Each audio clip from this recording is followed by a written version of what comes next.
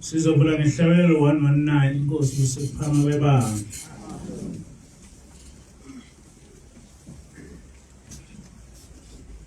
Thina siyamthanda lona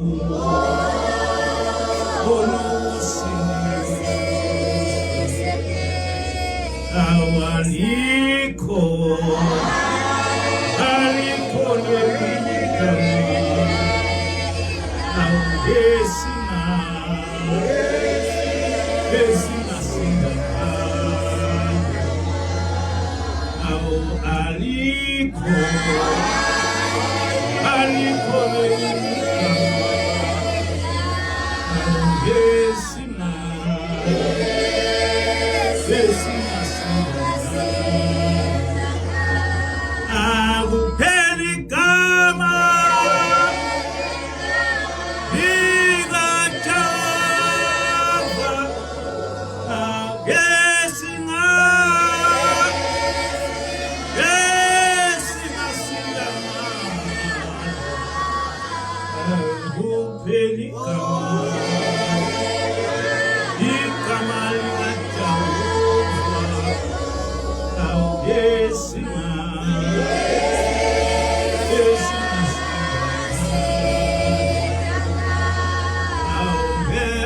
asinazo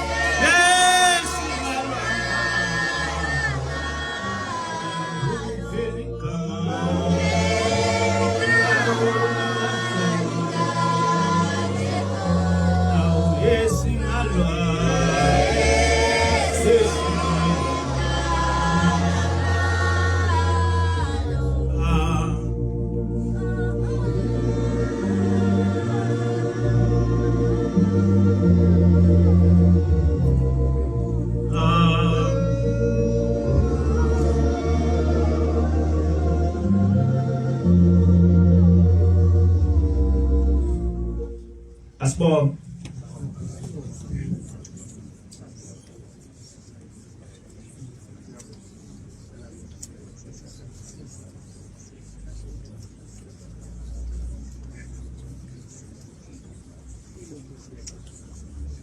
Amen.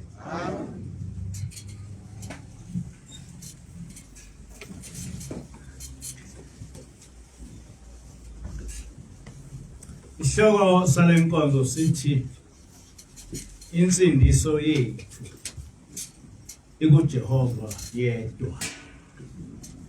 Today's topic says that our salvation is only in Yahweh.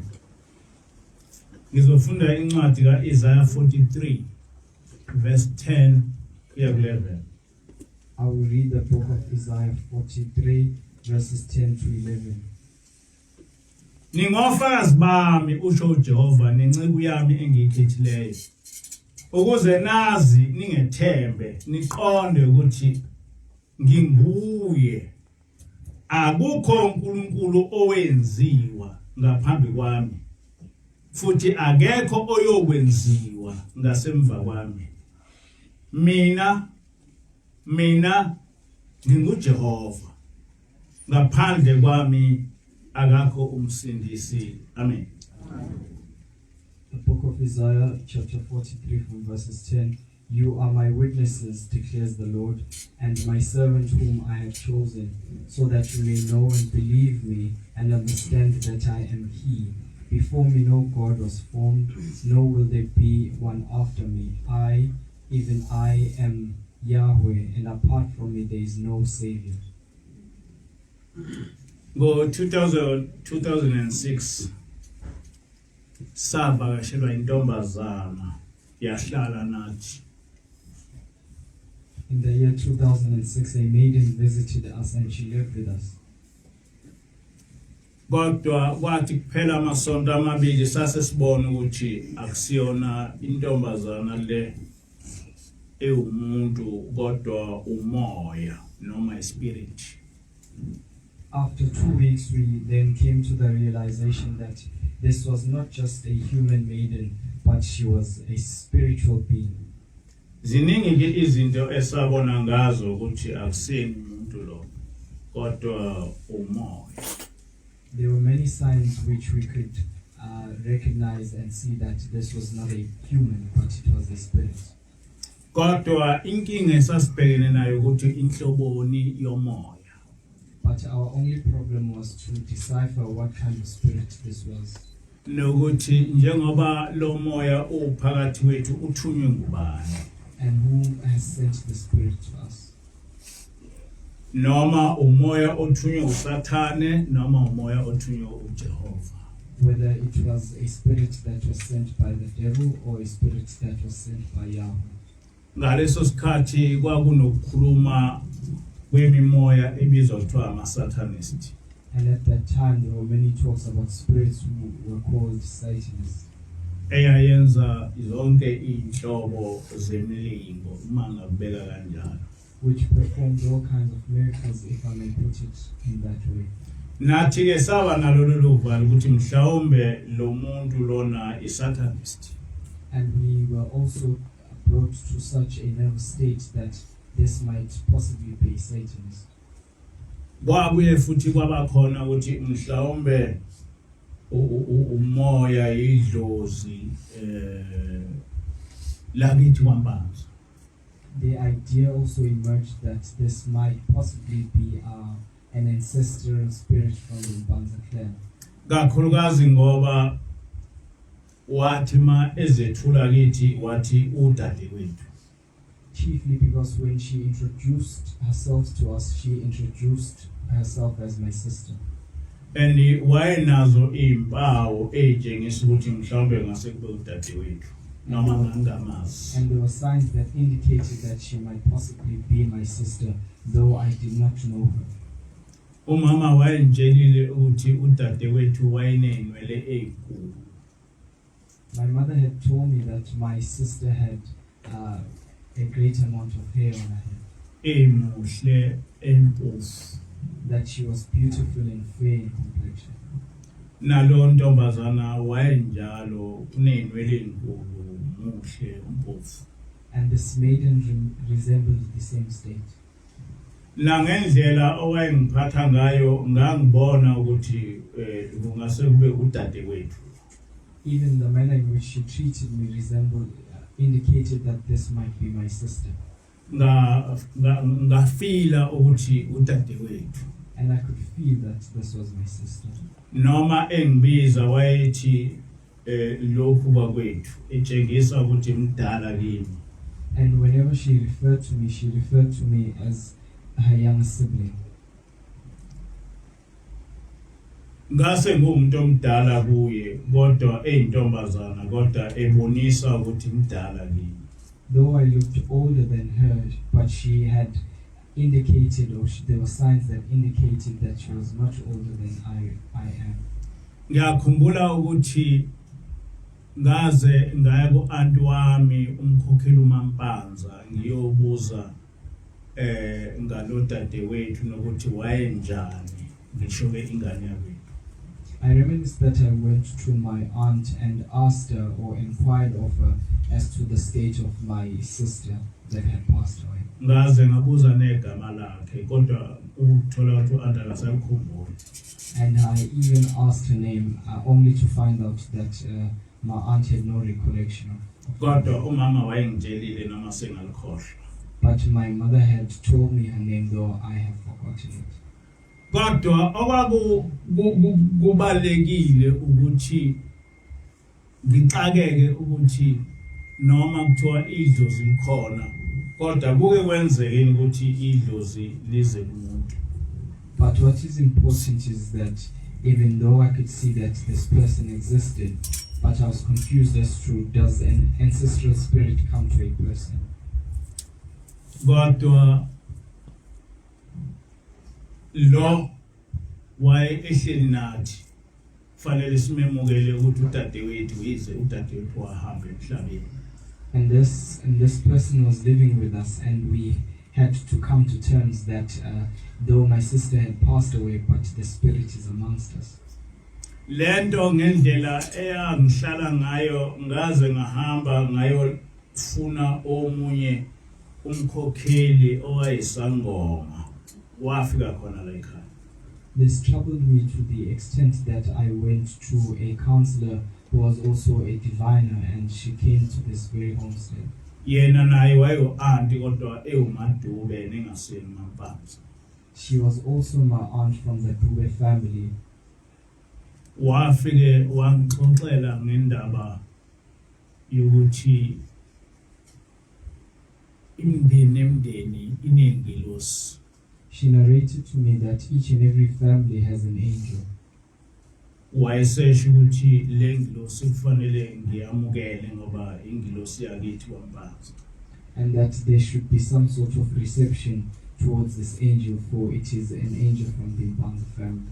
Nami kwangena lokhu ngoba kwakusho umuntu oyisangoma kaze impela ngazama ukufuna imbuzi.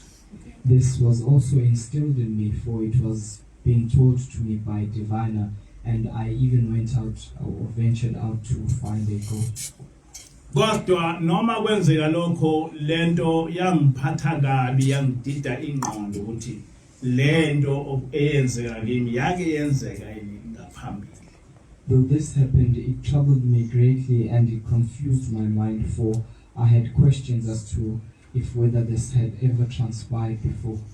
Ngoba ngangakaze ngizwe ukuthi kukhona ingilosi noma ngabe ingiya kwaMpanza eyake yahlala nabantu.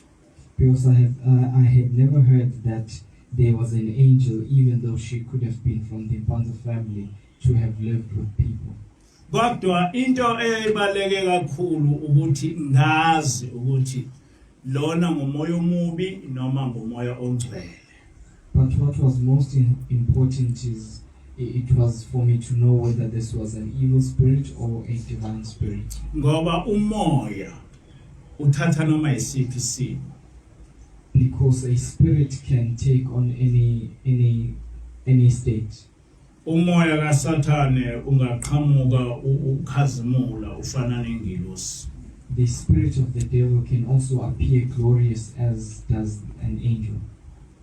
Umoya ungaba umuntu wesilisa ube umuntu wesifazane ube noma yini ofuna ukuthi ube yona uma uza kuwe. A spirit can take on either gender or any other state that the spirit wants to appear to you in. Inkinga ke enganginayo ukuthi lo moya ophambi kwami umoya kaNkulunkulu noma umoya kaSathane noma uyidlozi lakwaMpanza. But the problem that I was faced with was to decipher whether this was an evil spirit, a holy spirit, or an ancestral spirit from the Mpanza family. Lokho kusi lidela ekutheni sazi ukuthi umoya kaNkulunkulu wehlusa kanjani kumoya kaSathane. And that leads us to have a criteria to distinguish between a holy spirit and an evil spirit. Yinye kuphela into ongakwazi ukuba uqonde ngayo ukuthi lo moya ngokaJehova noma lo moya ngokaSathane. There is only one benchmark in which you can use to be able to understand whether a spirit is divine or is of the devil. Ukuthi lo moya ukufundisa okukaSathane noma lo moya ukufundisa okukaJehova. It is whether the spirit teaches you issues of Yahweh or issues of the devil. Into yokuqala lo muntu owakhuluma ngayo uShembe. The first thing that this person spoke about was Shembe. kodwa akashongo lutho ngezimfundiso zikaShembe. But she made no mention of the teachings of Shembe. Kodwa owangitshela khona ukuthi uze lapha kimi ukuzongivikela esitheni zami kodwa uthunywe uShembe. That she had come here to protect me from my enemies as she was sent by Shembe. And wangivikela kakhulu kulezi zitha zami. And she protected me greatly from my enemies. Wakwenza lokho ngabona iminyaka eminingi. And I witnessed that for many years. Njengoba ngisho ngithi wafika ngo2006 kwaqala ngo2007 ukuthi engitshele ukuthi uthunywe uShembe. As I told you that she first came to us in the year 2006, she started telling us that she was sent by Shembe in the year 2007. Kusukela ngo2007 kuze kube u2010 wayelwa nezitha zami. From the year 2007 till 2010, she was fighting against my enemies. Kodwa alikho ivangeli elaliba ngathi libalekile ngilaziyo owake wakhuluma ngalo ngaphandle kokuthi yena esivumele kukho konke esikusho. But there is no gospel that I can mention as being important that she had taught us. But what stood out is that she agreed with everything that we spoke about.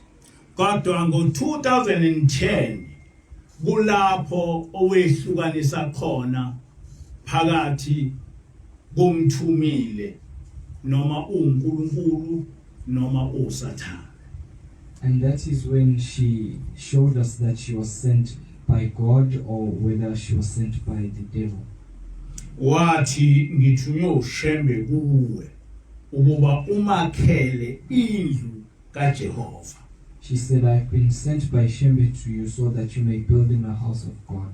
Wayesethi indlu kaJehova ke libandla. And she said that a house of God is the congregation. Wathi kuleli bandla uyofundisa abantu ukuthi uJehova ukhonzwa kanjani. And in that congregation you'll teach people how Yahweh is worshipped. Waqala lapho ukuthi ebonise ukuthi ingilosi kaJehova. And that is when she first started showing signs that she was an angel of Yahweh. Wayesethi ekufundiseni kwakho ukuthi uJehova ukhonzwa kanjani uyothatha ezimfundisweni zikababa mkhulu. And she said in teaching how Yahweh is worshipped, you will take from the teachings of the prophet Isaiah Shembe. Wathi uyofunda izihlabelelo zamaNazaretha usukela ekuqaleni uzoyigcina. And she said that you will read the liturgy and hymnals of the Nazarites from start to end. Ufunde futhi iBhayibheli. And also read the Bible. Uthi ke lapho uyothola ukuthi ayikho into eseBhayibhelini ephikisana nesihlabelelo zamaNazaretha. And she said that from that you will then get that there is nothing which is in the Bible which contradicts what is in the hymnal and liturgy of the Nazarites. Okubalekile lapha ukuthi lengilosi eyeza phambi kwethu yayithunywe uShembe izosifundisa ngoJehova. What importantly stands out from this is that this angel was sent by Shembe to teach us about Yahweh. Lokho kuyatshengisa ukuthi inkolo yethu isisekelo sayo nguJehova. And that indicates to us that our faith system is pillared upon Yahweh. Nokuthi inkolo kaJehova yakhelwe phezu komthetho kaJehova. And that the faith system of Yahweh is pillared upon the laws of Yahweh. Nokuthi thina noma okhokho bethu bathatha isivumelwano noma isifungo sokuthi bayogcina umthetho kaJehova. uJehova yena bese ebavikela kukho konke okubi okobe kuyabehlela. and that our forefathers took on a vow that they will observe all the laws of Yahweh, and in return Yahweh will protect them. Ngihlabelele isihlabelelo eside kodwa in short sithi alikho nelinye igama esingasinda ngalo kuphela igama lika Jehova esingasinda ngalo. The hymn that we sang was quite lengthy, but in short it says that there is no other name which we may be saved with. It is only the name of Yahweh. Ithi ingilosi izihlabelelo zikaShembe angeke ziphambane nemfundiso kaJehova. The angel said that the hymns of the prophet will never contradict the teachings of the laws of Yahweh. Kusho uJehova kuIsaiah 43 from verse 10 to 11 ukuthi nguyena yedwa uJehova onguNkulunkulu. It is Yahweh that came out and pronounced that He is the only God in the book of Isaiah 43. Kusho uJehova ukuthi nguyena yedwa umsindisi. And it is Him who has also said that He is the only one who has salvation. No Shembe uthe uma efika wasifundisa lokho ukuthi umsindisi wethu nguJehova. And Shembe also came and taught us the same thing, that our Redeemer is Yahweh. Manje ke kufanele kuhlale lokho ngoba uma ingilosi isifundisa ngalento ayigcinanga nje ngokuthi uyofunda isihlabelele kodwa yasifundisa yona uqobo lwayo ukuthi isisekelo senkolo kaShembe simi kanjani. So it is important for us to understand that we do not only end with singing these hymns or reciting these hymns, for it is the angel who physically came and taught us about the pillars of the hymnals of the Nazarites and the faith system of Yahweh. Into yokuqala ingilosi eyayenza yafunda uverse 3 womthandazo weSabatha. The first thing that the angel did was to read the third verse of the Sabbath liturgy. Lo verse 3 uthi mesabeni uJehova zizukulwana ngezizukulwana nigcine imithetho yakhe anilobela yona uJehova ngenceku yakhe uMose ukuze udumisa kwenu kwamukeleke uThixo eMkhosi. The third verse of the Sabbath liturgy says, "Fear Yahweh generations after generations and observe His laws that He wrote for you through His servant Moshe, so that your worship may be acceptable before the God of ceremonies." Lokho ngamanye amazwi leli bandla lamaNazaretha kaNkulunkulu lafundiswa ingilosi, lafundiswa isithunywa sikaJehova ukuthi ubuNazaretha bakheke emthethweni kaJehova njengoba ufundiswa uMose. In other words, this congregation was taught by an angel that the faith system of Yahweh is built upon the laws that Yahweh wrote through His servant Moshe. Yayisibuzwa ingilosi ukuthi yini endidayo ngoba isisekelo senkolo yobuNazaretha uShembe wanifundisa wabhala phansi ngaso yini endidayo. And she asked what was it that confused us, for the prophet had written the pillars of the faith system of Yahweh. So what was it that confused us? Oqala ingilosi yachazela ngobubi bezangoma. Firstly, the angel explained to us the negative repercussions of associating yourselves with diviners. Yayi ilikhuni kablento ngoba njengoba ngisho njena la ngangibize uanti wami ongumkhokheli kodwa futhi oyisangoma esesontweni ungumkhokheli. And this was challenging to me because I've told you that I had called on my aunt, who was a counselor also and a divine at the same time. Nami ngangibahamba abathandazi nezangoma sekukhona nengazi ukuthi izangoma zami noma abathandazi bami. And I also consulted mediums and diviners to the extent that I even had personal mediums and diviners. Kodwa ingilosi yafika kuphika lo. But the angel came against that, or stood against that. Yangifundela incwadi eziningi zeTestament elidala lapho khona uJehova wayechaza ukuthi ayikho into ehlanganisa nezangoma. And she read many books from the Old Testament to me, where Yahweh was explaining that there is nothing which allows us to associate with diviners. Umvangeli uZulu uchazile ekseni yonke into yokuthi ekholweni noma ekwenzeni noma yini awubuki umuntu o into oyikhulumayo kodwa ubuka imfundiso ukuthi le mfundiso ngekaNkulunkulu noma le mfundiso ngeyalomuntu.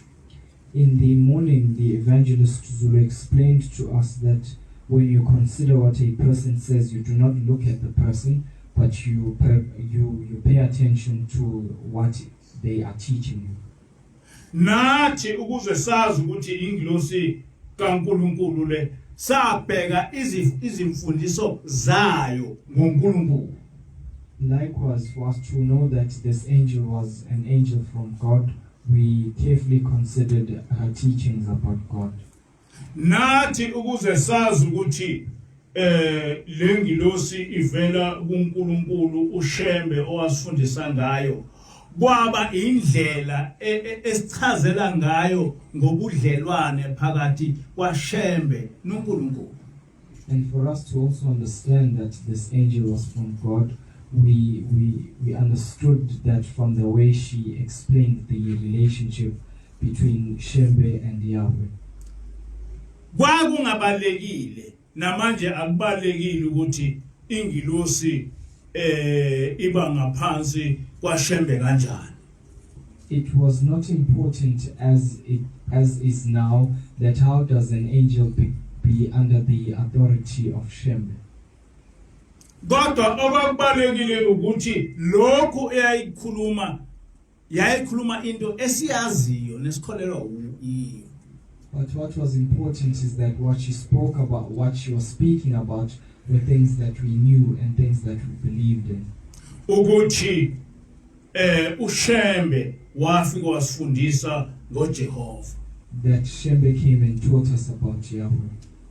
Ngoba lezi zinto ingilosi yayikhuluma ngazo zibhalwe phansi zibhalwa uyena uShembe. Because all these things that the angel was speaking about are written down by the prophet. Manje ke sazophika kanjani uthi ingilosi? So how would we have argued that this was not an angel? Sazophika kanjani ukuthi ingilosi ethunywe uJehova? How would we have denied that it was an angel that was sent by Yahweh? Ngoba kusukela yaqala ukushumayela ngo2010 kuze kube namhlanje na isifundisa ngoShembe isifundise ngoJehova. Because since the first time she started teaching us from the year 2010 till this current day, she has been teaching us about Yahweh and Shembe. Namhlanje na ngaziwa njengomuntu owazi iBhayibheli kakhulu. Today I am known as someone who understands the Bible to great extent. Ngaziwa njengomuntu owenza iresearch kakhulu. Someone who is a great researcher. Kodwa iqiniso ukuthi uma ngavuma lokho ngingabe ngithatha into ngabe ngithatha amandla omunye umuntu. But the truth is that if I agreed with that, I would be taking on the credits that should be given to the angel.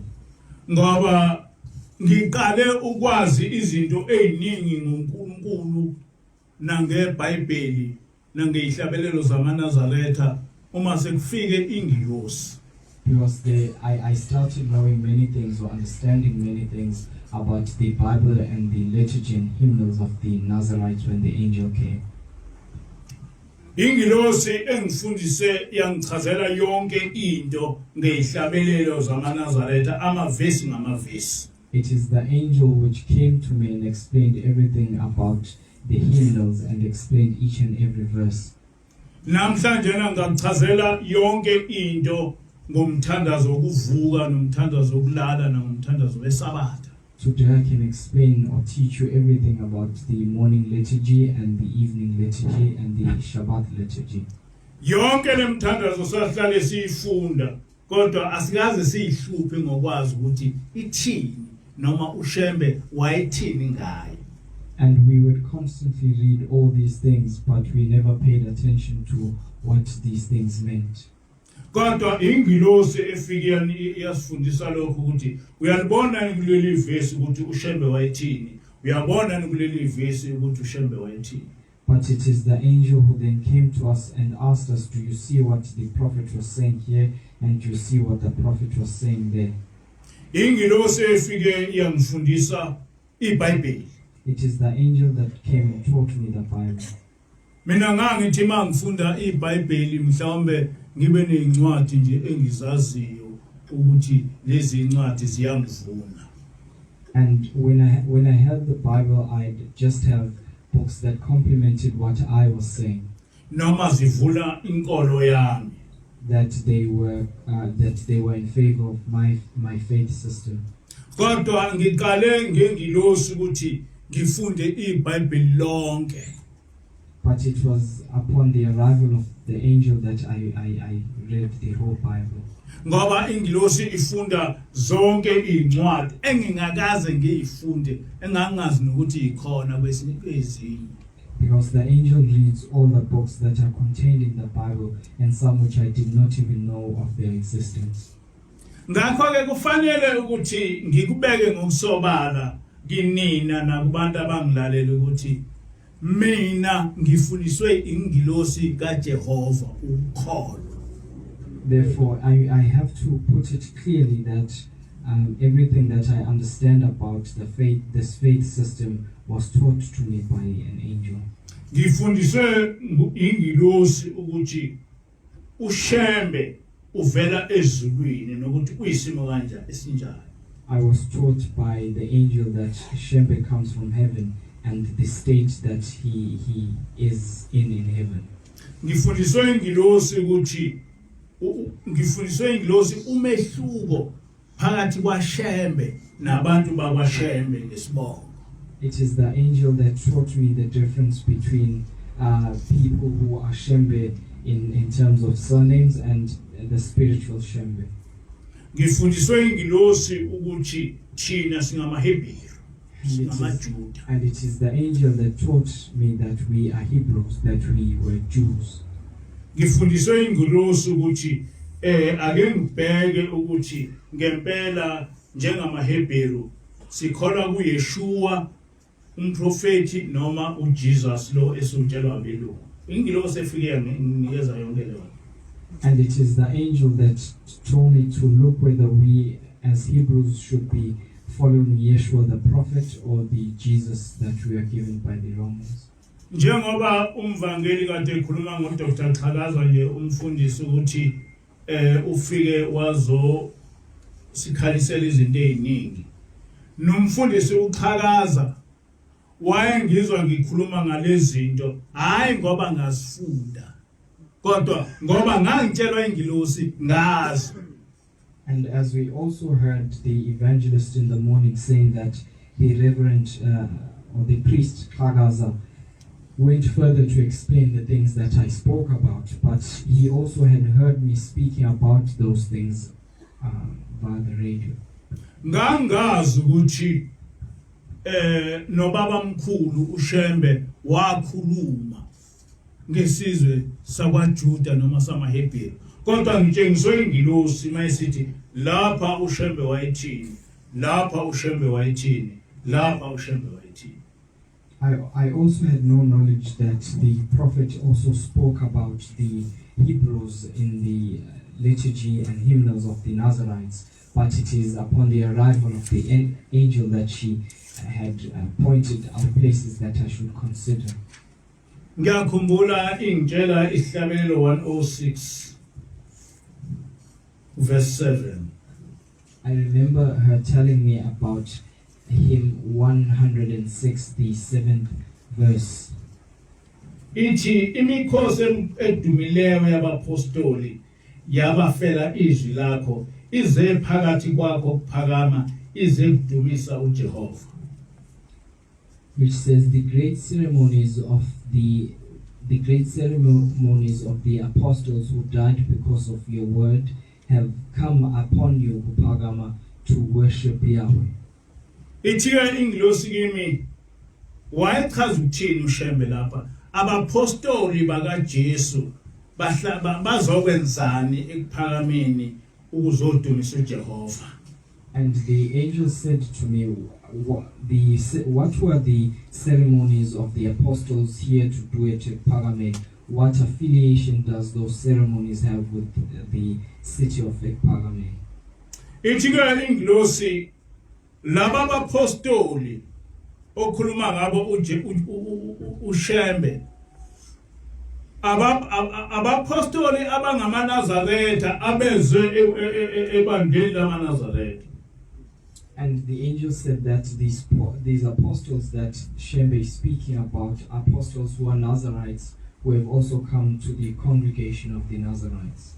Ngazi sekufika ingilosi ukuthi uYeshua waye engumholi webandla lamaNazaretha. It was only upon the arrival of the angel that I knew that Yeshua was a leader of the Nazarites. Lokho kubhaliwe eBhayibhelini kodwa ngangakunaki kodwa ngaqala ukufunda mase kufika ingilosi ukuthi uYeshua waye engumholi webandla lamaNazaretha. And that is written in the Bible, but I took no note of it until the angel taught me that it is written. Ngoba kuyizenzo 24 verse 5 kusho kahle ukuthi uPaul wayengumholi webandla lamaNazaretha, and uPaul alikho ibandla owake walakha ngaphandle kokuthi wayengaphansi kwebandla likaJesu noma likaYeshua. And in the books of Acts chapter 24 verses 5, it says that Paul was a ringleader of the Nazarites, and we also know that there was no sect or faith system that Paul built on his own, but he took on that which was led by Yeshua. Ngakho-ke umuntu ohlakaniphile nokholiwe kufanele ebone ukuthi lento engiyikhulumayo ngikhuluma iqiniso mangithi ngifundiswe ingilosi kaShembe.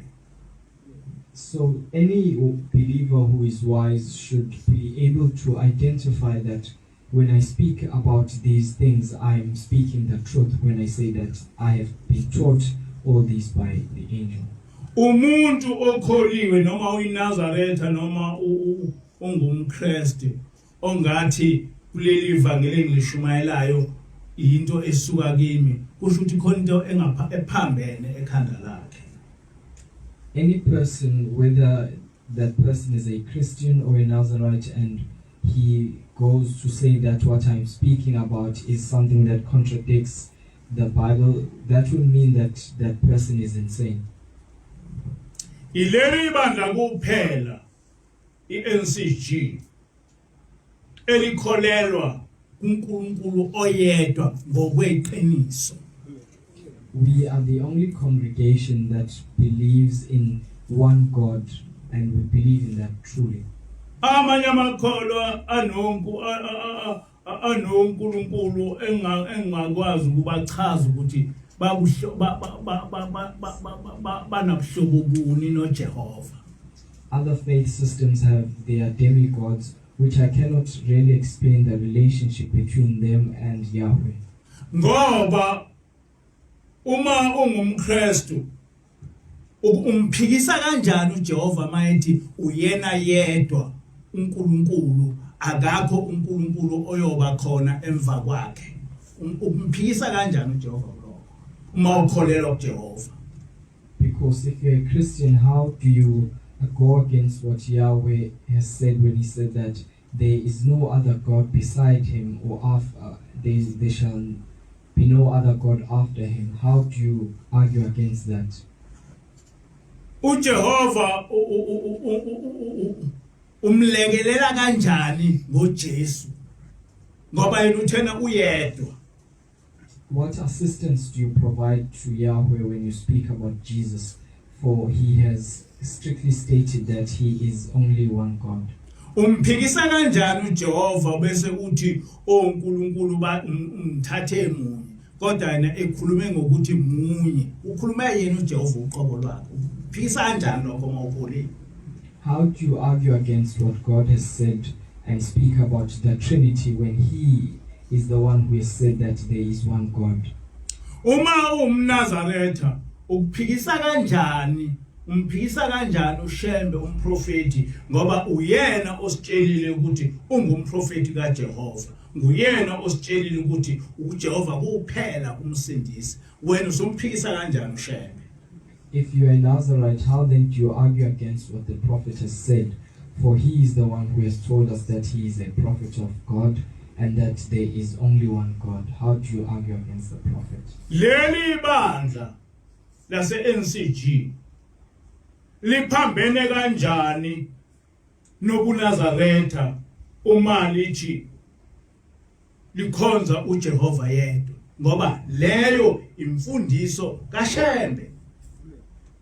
How does the congregation named the Nazarites Church of God go against the teachings of the prophet? For it is the prophet who has told us that there is one God.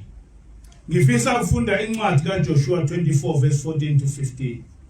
I wish to read the book of Joshua verses 24 verse 14 to 15. verses 14 to 15.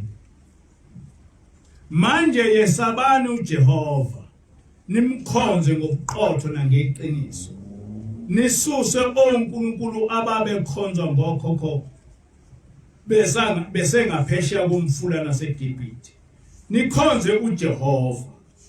Uma kukubi emehlweni enu ukukhonza uJehova, khethani namhla ukuthi ngubani niyakumkhonza, noma ngonkulunkulu ababekhonzwa ngokhokho benu bengaphesheya komfula, noma ngonkulunkulu bama-Amori enihlala ezweni lawo. Kepha mina nendlu yami siyakumkhonza uJehova. The book of Joshua 24 chapter 20, the book of Joshua 24 verses 14 and 15. Now fear the Lord and serve him with all faithfulness. Throw away the gods your ancestors worshipped beyond the Euphrates River in Egypt, and serve Yahweh.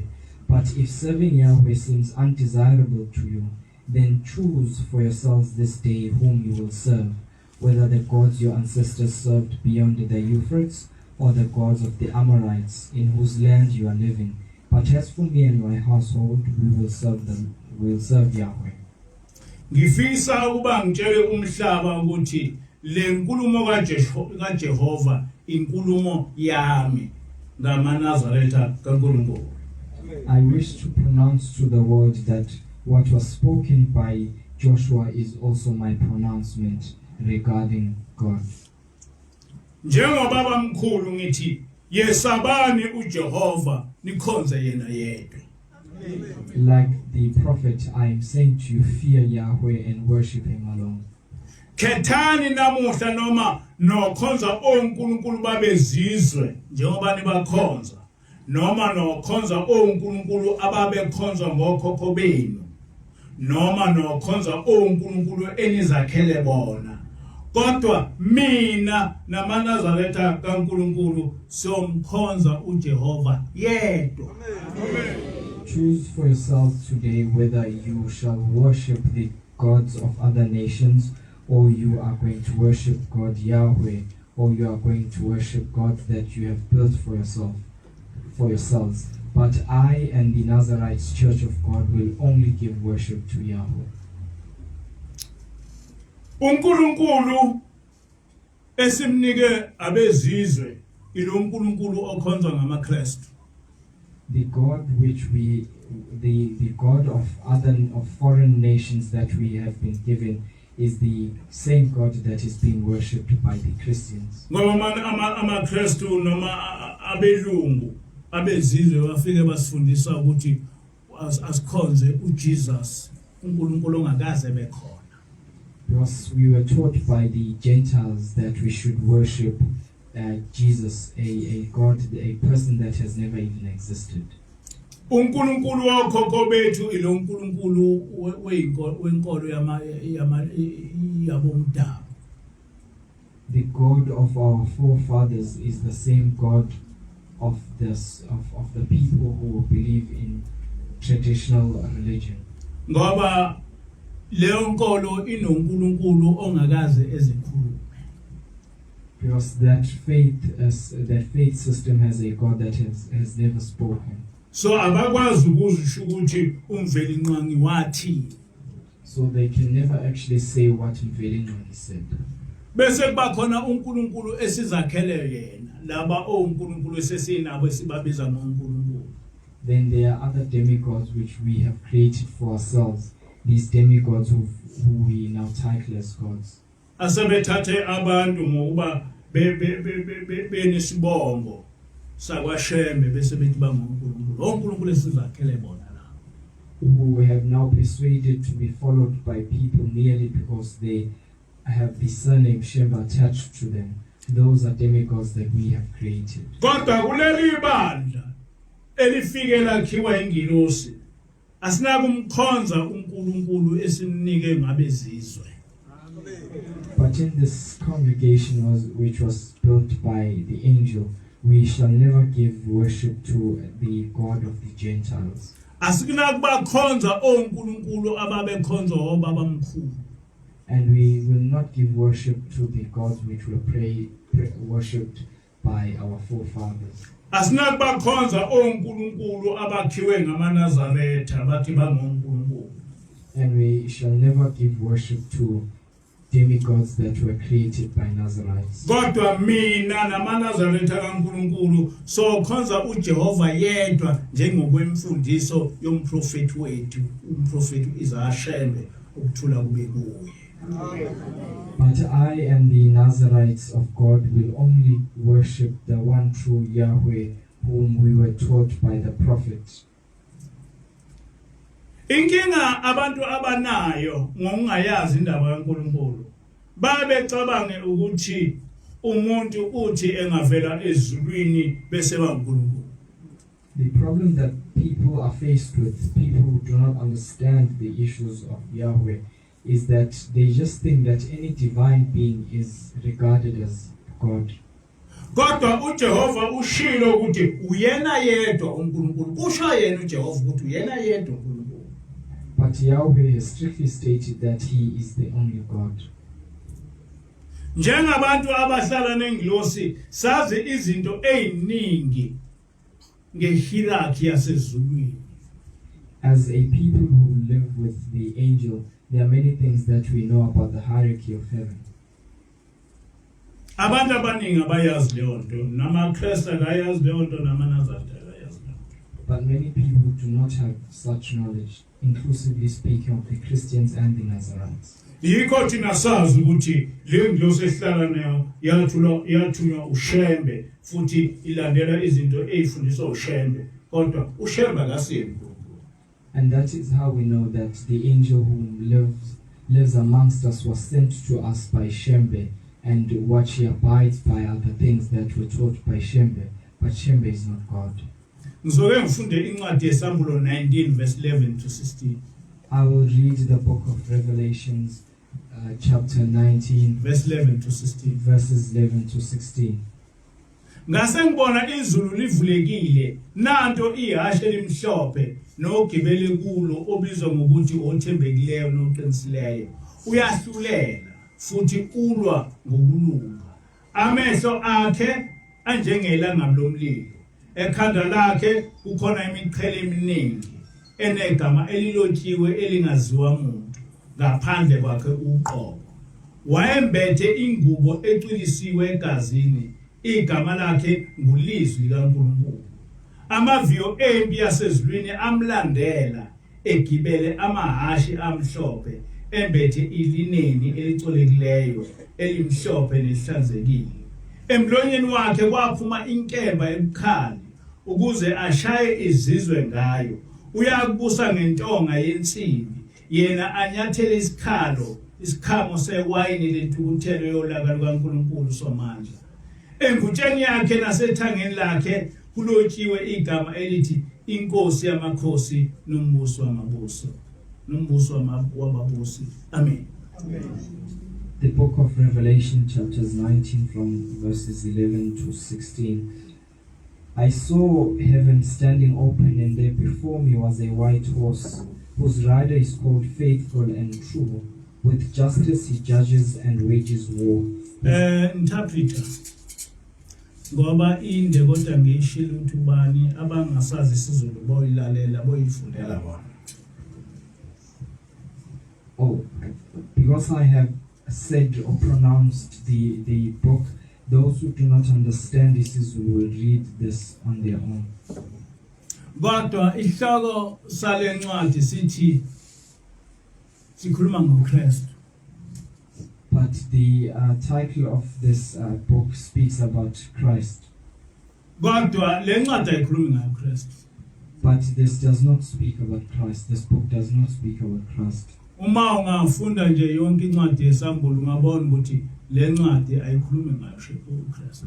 If you read the whole book of Revelation, you recognize that the specific one is not speaking about Christ. Kodwa ikhuluma ngesikhulu sasezulwini. But it is speaking about a great person from heaven. Kodwa futhi ayikhulumi ngayo uJehova. But it is also not speaking about Yahweh. Ingilosi yasichazela kabanzi ngale. The angel explained this book to us. Okuseqinisweni le ncwadi ikhuluma ngoShem. In truth, this book speaks about Shembe. Umuntu lapha owafika emhlabeni wagibela wahamba ngehashi kwakumprofeti Isaiah. The one person who came here on earth and rode a horse was the prophet Isaiah Shembe. Akakaze uJesu egibele ihashi. Yeshua has never been a horse rider. Umuntu owayechazwa njengomuntu owayenamehlo ayisimangaliso kwakubaba omkhulu nobabilanga wayendala. The two people who were explained as having blazing eyes were the prophet Isaiah Shembe and Shembe II. Ubaba omkhulu wathi ebizela uprofeti washawa umbani ethangeni. When the prophet was being called to by Yahweh, he was stricken by lightning on his thigh. Kodwa kuthiwa lapha okwashawa khona umbani elangi ethangeni kutholakala kubhala ukuthi Shembe. But what is said is that where he was stricken by lightning was written Shembe. And akakho umuntu owaziyo ukuthi Shembe kusho ukuthini. And there is nobody who knows the definition of the word Shembe. Ithi ingilosi kithi uJohani wambona uShembe noma wayengazi ukuthi umuntu oyisima kanjani njengoba kushoni ukuthi wayenegama elingaziwa kodwa wayelizwi likaNkulunkulu. The angel said that the apostle John did see Shembe, though he did not know that this was Shembe, as it is said here that he is the voice of Yahweh. Kodwa ethangeni lakhe kwakubhalwe ukuthi inkosi yamakhosi nombuso wababusi. And on his thigh was written King of Kings and Lord of Lords. Angisazi ukuthi lokhu kukhuluma ngesingisi kubizwa kuthiwa yini bayakwazi laba ifundiswa ukuthi ngafike kuthiwa umuntu wayenegama elingaziwa kodwa futhi kubhalwe ukuthi kwakubhalwe ethangeni lakhe ukuthi inkosi yamakhosi nombuso wababusi. I do not know how to refer to this, but It's a state when a person is not known, but on his thigh is written King of Kings and Lord of Lords, kushiwo futhi ukuthi wayeyulizwi likaNkulunkulu and that he was the Word of God. kodwa hayi ukuthi wayeUNkulunkulu But he was not God. wayengezinye zezikhulu zasezulwini ezayisebenzela uNkulunkulu He was amongst the great authorities of heaven that are under Yahweh. ingilosi yasichazela kanjalo yathi lo owayichazwa lapha kwakushembe hayi ukuthi kwakuJesu. The angel explained that to us in that fashion, that the person being described here is Shembe, not Yeshua. kodwa lo shembe kuthiwa inkosi yamakhosi nombuso wababusi.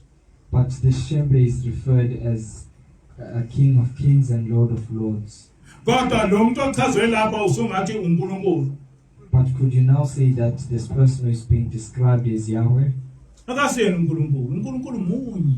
He is not God. There is but one God. nalapha kwisambulo uchaze uNkulunkulu And Yahweh has also been explained in the book of Revelation. ukuthi wayehlala esihlalweni eqaqwe zikhulu ezu24 ezimele izizwe zakwaIsrael.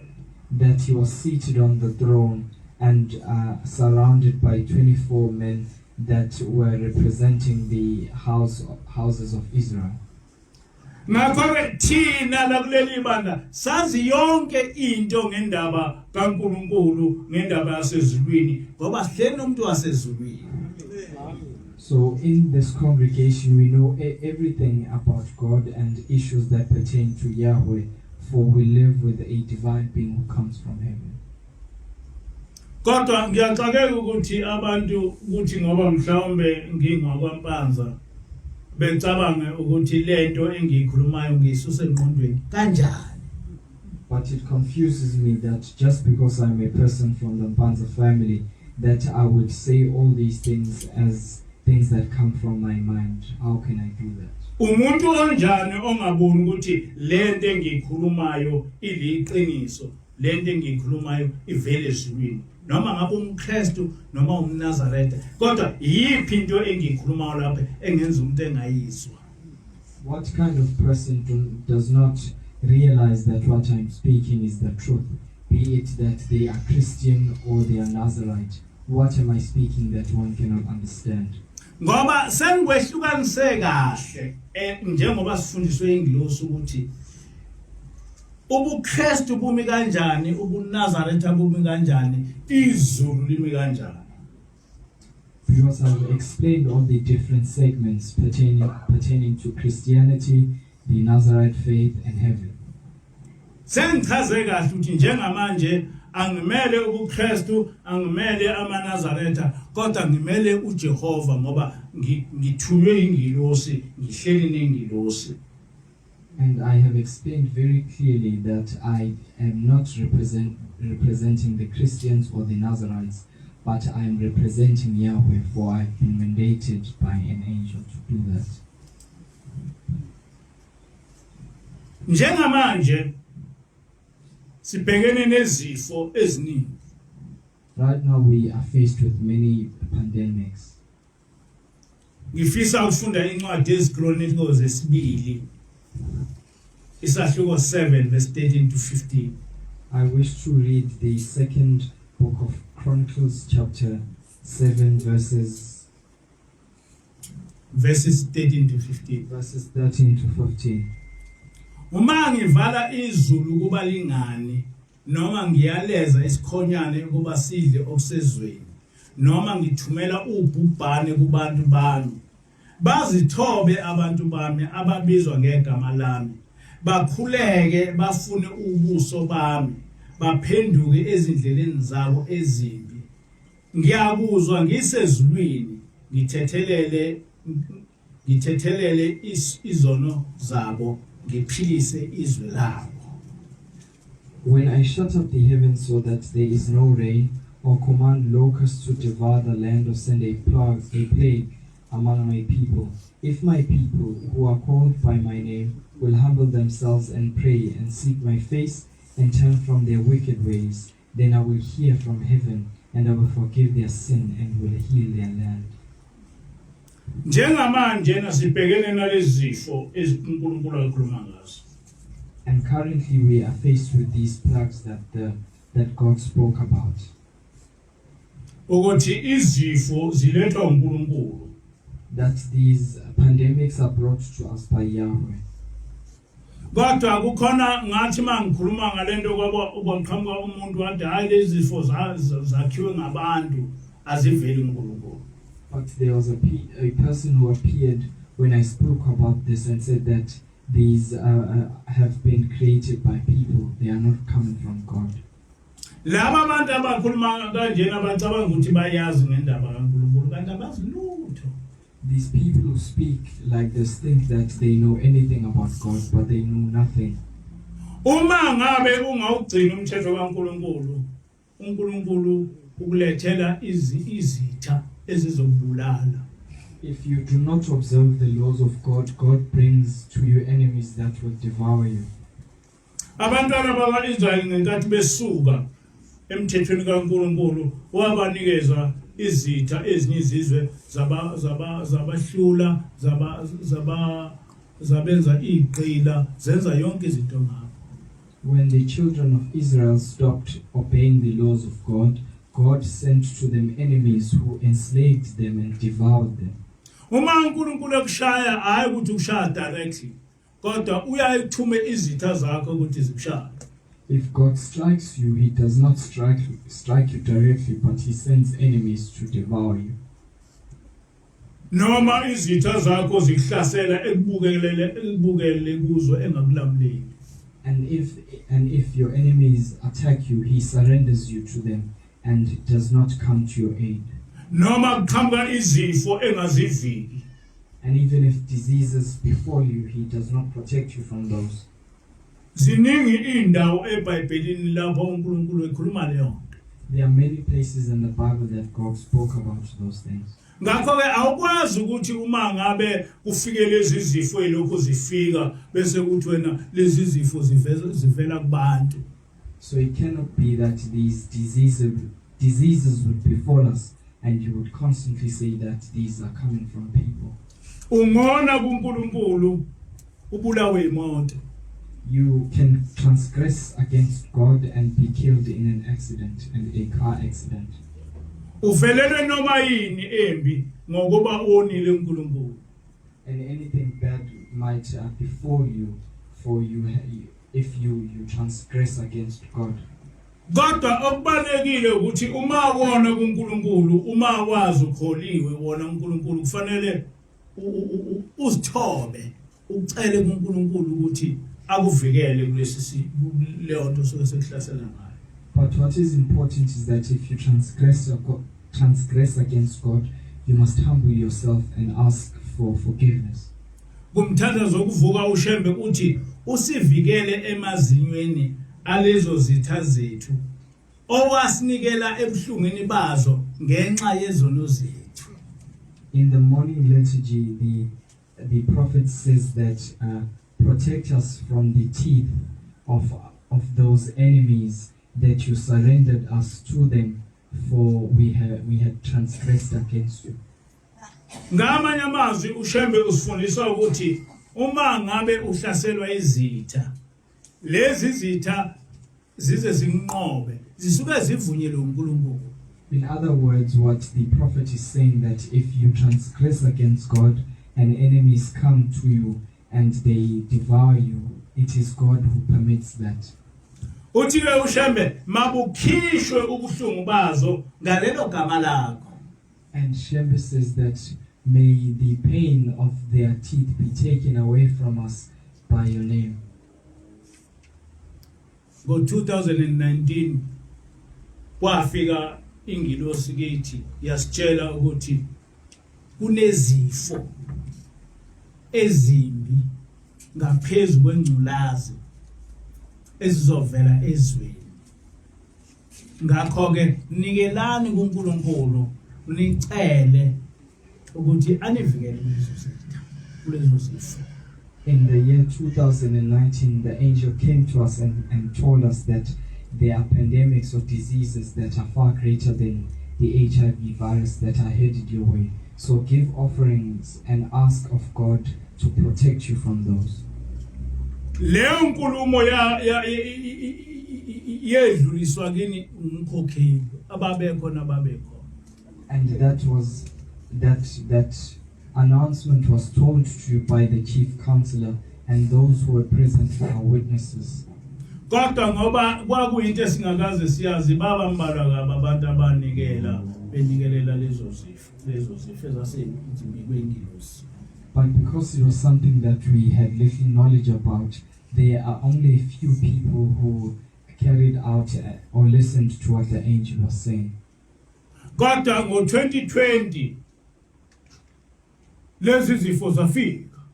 But in the year 2020, these pandemics came.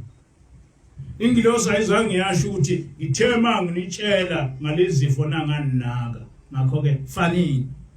The angel did not say to us that because I told you about these and you paid no attention, so therefore you must die. Kodwa ingilosi yathi seyifikile ke lezo zifo.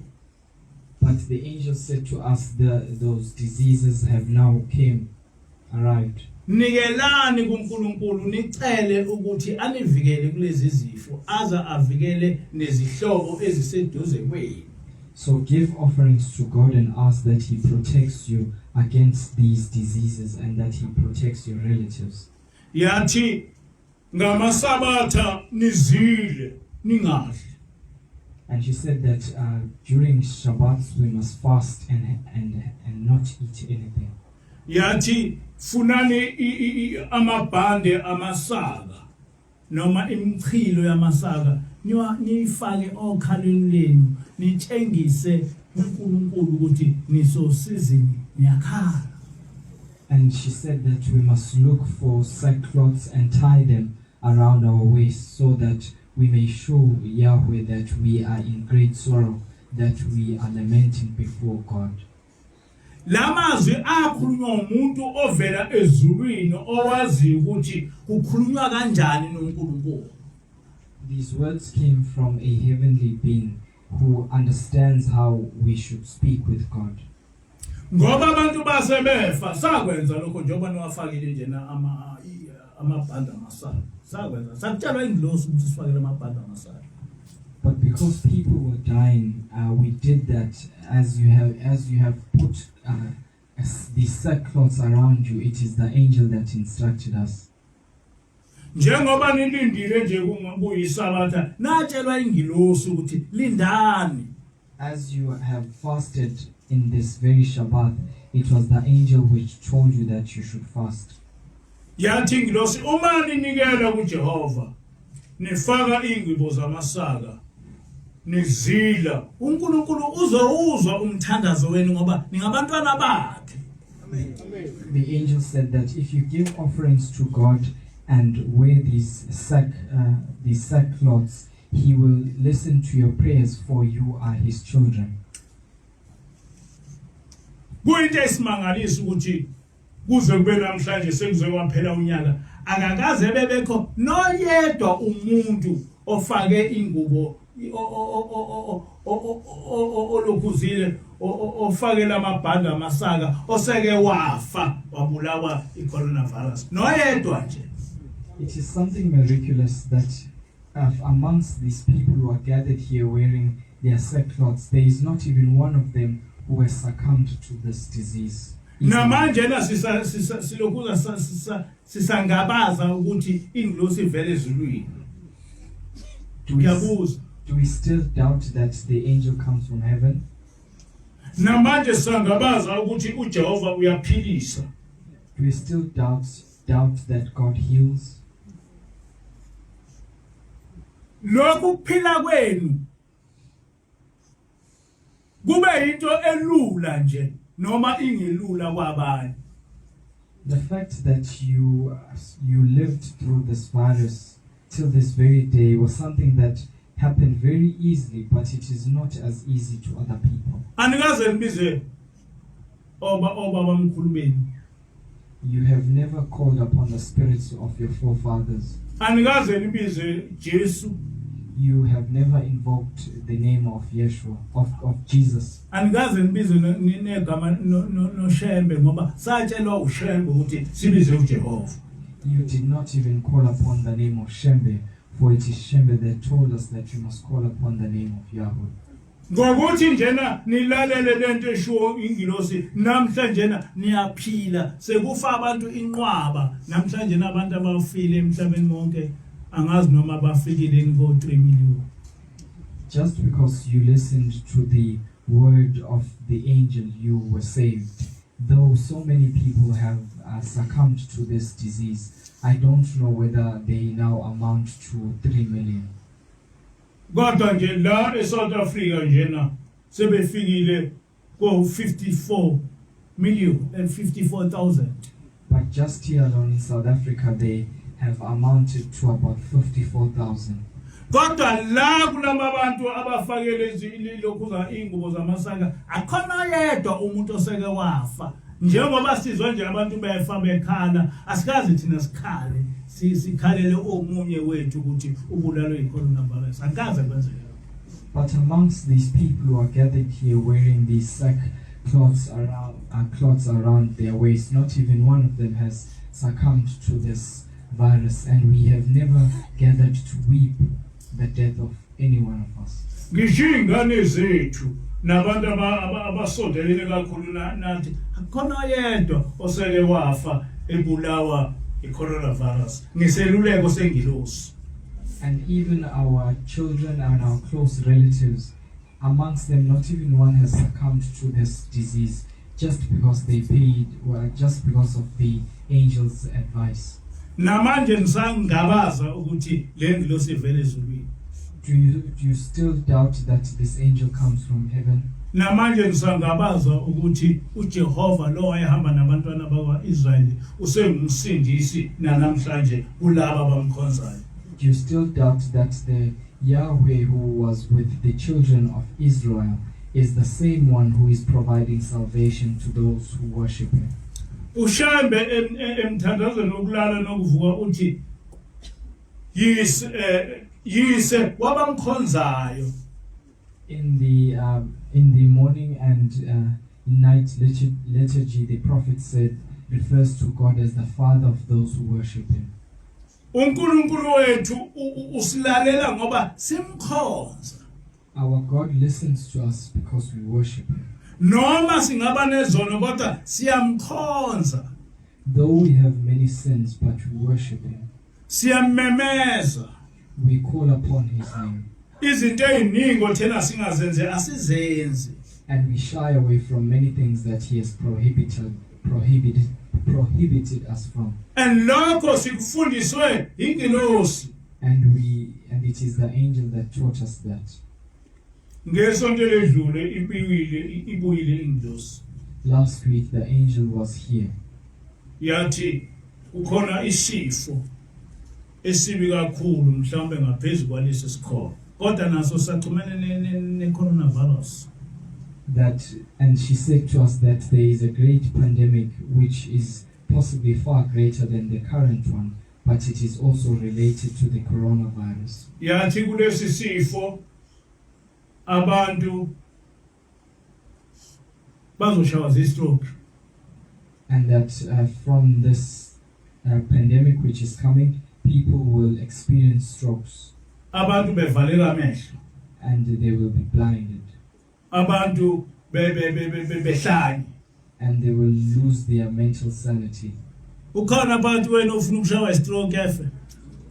Is there anyone amongst you who wants to be stricken by stroke? Ukhona phakathi wena ufuna ukuhlanya? Is there anyone who wants to go insane? Ukhona phakathi wena ufuna ukuba impumputhe? Is there anyone who wants to become blind? Kodwa ngithe ngifunda manje ngathola ukuthi ngempela sezikhona lezi zifo America. And as I was just reading over these recent days, I found that what the angel has pronounced is now happening in countries like America. Kodwa umuntu oyedwa kubantu abathathu uphethwe lesi sifo sekufuniwe kwatholakala. And that 1 out of 3 people in America are now experiencing what the angel pronounced. Sinesimangaliso somuntu. There is someone who is great amongst us. Angidingi nokuthi ngize ngifunde iphepha ukuthi lithini lo muntu wasezulwini usibonela yonke into esiqhamukele nesolution ngaso leso sikhathi. I don't even have to go around reading newspaper, for this divine being shows us everything and comes up with solutions. Kunabantu ke manje esebekholwa ngoba kunezifo. Now there are people who have become believers because there are now pandemics that have broke out. Uma ethi uNkulunkulu asizile nabo bethi bazila. That when God says that you must fast, they also fast. Uma ngabe ethi uNkulunkulu asifaka amasaka nabo sebefaka amasaka. That when God says that we must wear sackcloths, Akhambi kanjalo ezulwini.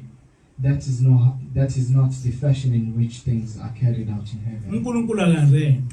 You cannot rent out God. Uma uyinikela uNkulunkulu zinikele ngokuphelele. If you give yourself or take on the vow, you must wholeheartedly do that. Ngiyafisa kuba ngibatshele labo bantu ukuthi bazila ukuthi bayanikela ukuthi bafaka amasaka akuzokubasiza ngalutho uma ngabe bengayinikela uNkulunkulu bayovaleka amehlo kunjalo. I wish to tell those people that whether they fast or give offerings, it will be of no aid to them if they do not abide by the laws of God. They will be brought to blindness even though it is so. They will become insane even though it is so. And they will experience strokes even though it is so. But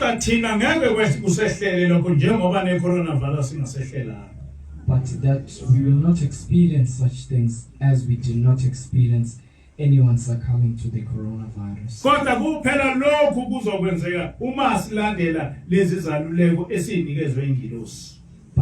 will only happen if we listen to the advices that have been given to us by the angel. Siyokhipha 250 rand omnikelo kaNkulunkulu ngalento engumangayo. The angel said that we will offer 250 rands to God regarding what I have said. Yathi ngamasabatha singalokoti sidle. That during these Shabbats we should not eat any food. Siqhubeke nokufaka izingubo zamasaka. And go on wearing these cloths around our waist. NgoLwesithathu sizile kuze kushaye 12. And that on Wednesdays we should fast until 12 o'clock. Niyangizwa ukuthi ngithini? Do you hear what I'm saying? Ngiyaphinda futhi lokho. I'll repeat this. Sizonikela umnikelo ka 250 rand. We are going to offer 250 rands. Lo mnikelo wehlukaniswa kanje. And this is how this offering is segmented. The 50 rand yehlukaniswe kabili. The 50 rands is segmented into two parts. U20 rand ukuvuma izono. The first 20 rands is for confessions of sin. Niyangizwa ukuthi ngithini? U20 rand ngokuvuma izono. 20 rands is for the confession of sins. U30 rand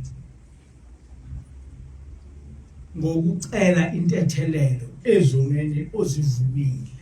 And 30 rands is to ask for forgiveness from the sins which you have confessed. Uma ingilosi isichazela lokho ithi kuyo yonke into oyicelayo into yokuqala okufanele ungayikhohlwa ukuvuma izono. The angel said to us that in everything that you ask of, the first thing that you must do is confess your sins. Nokucela intethelelo. And ask for forgiveness. Uthi mawusuwenze kanjalo ke ufike uNkulunkulu mawusuwenze kanjalo ke uNkulunkulu uzokulalela okukhulumayo. And when you have done that, God will listen to what you are saying. Vuma izono zakho. Confess your sins. Cela intethelelo. Ask for forgiveness. So lo 50 rand umele lo. And that is what this 50 rand represents.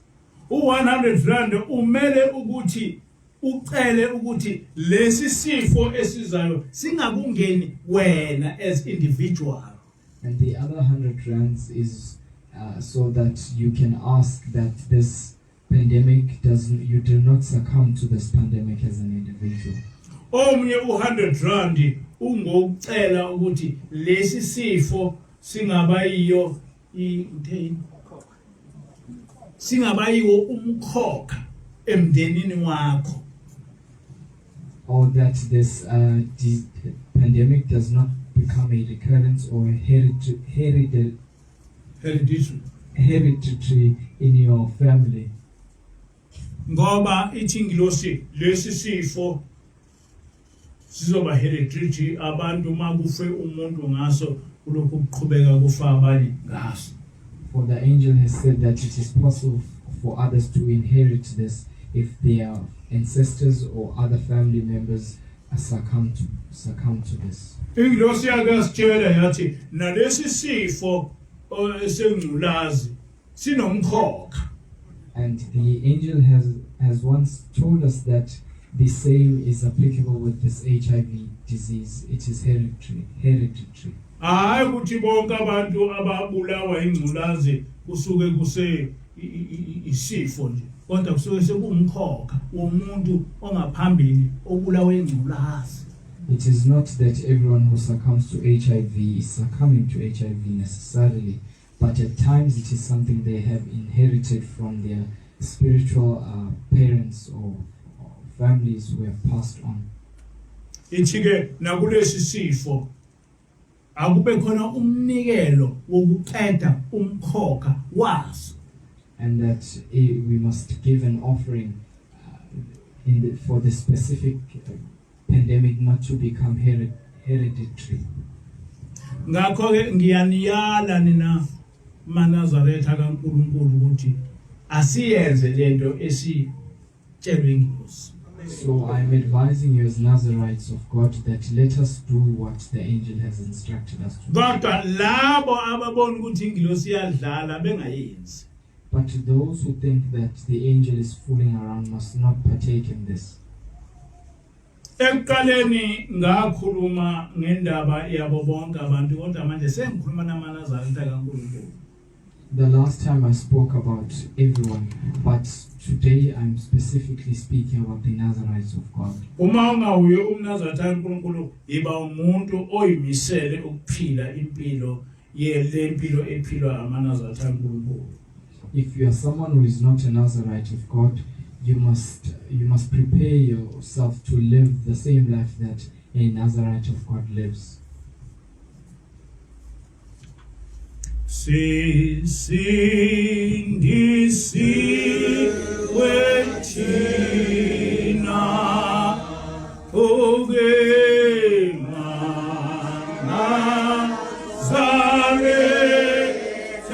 sonke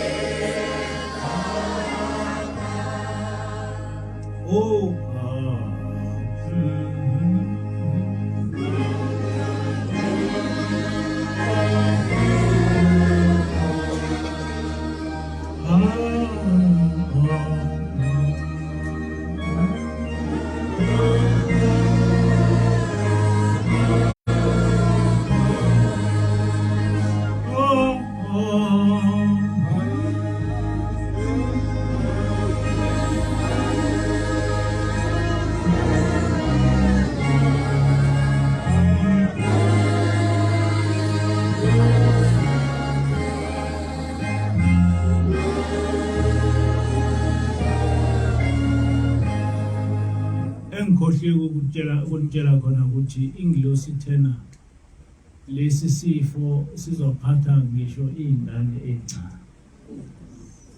I-corona bevama ukubulala abantu abadala kodwa lesi sizobulala ngisho izingane. What I forgot to mention is that the angel said that even young kids will succumb to this disease, not as how only or mostly adults were succumbing to the second wave of the first and second wave of the coronavirus. Masibonga. Ibheka inkosi.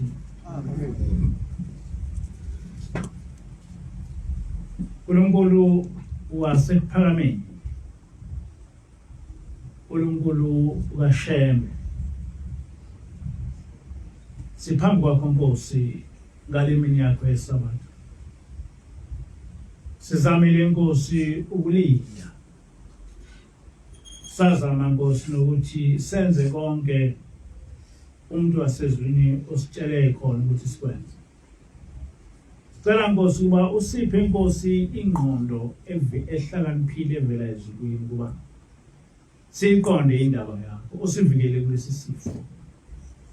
Angababikho Nkosi kuleli bandla umuntu obulawa istroke. Angababikho Nkosi umuntu kuleli bandla ovaleka amehlo. Engababikho Nkosi umuntu kuleli bandla ohlanyayo ehlanyiswa lesi sifo. Ngiyacela Nkosi kuba usiphe Nkosi ukukhula. Usiphe Nkosi ukuthi singahlupheki. Usiphe Nkosi ukuthi izifo ezikhona emhlabeni zisigweme thina. Ngoba Nkosi sihleli nengilosi yakho. Esifundisile ukuthi wena kufanele sikukhonze kanjani. Cela Nkosi bonke abantwana bakho uhambe nabo. Ubavikele kuzo zonke lezi zifo. Ukuze umhlaba Nkosi ubone ukuthi sihleli nalo uNkulunkulu owayehamba nabantwana bakwaIsrael.